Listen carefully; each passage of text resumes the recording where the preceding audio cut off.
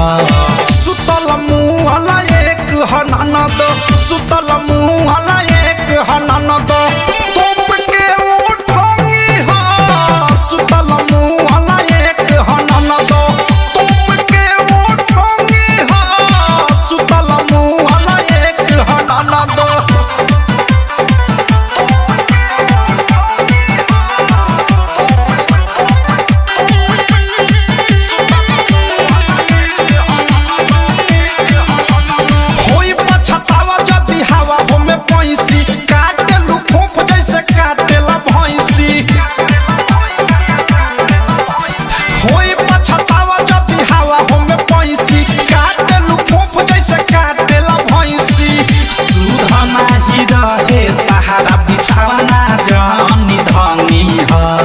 सुतल मुँह वाला एक ह ननद, सुतल मुँह वाला एक ह ननद, तोप के उठंगी हा। सुतल मुँह वाला एक ह ननद, तोप के उठंगी हा। सुतल मुँह वाला एक ह ननद।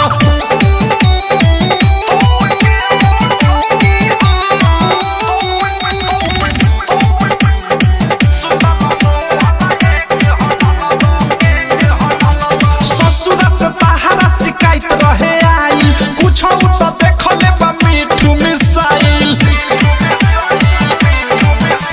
ससुर से तहारा शिकायत रहे आई कुछ तो देख ले बा अनुराग मिसाइल। अवधेश प्रेमी राइटर थारू के ना डंगी हा। सुतल मुँह वाला एक ह ननद, सुतल मुँह वाला एक ह ननद, सुतल मुँह वाला एक ह ननद, तोप के उठंगी हा। सुतल मुँह वाला एक ह ननद।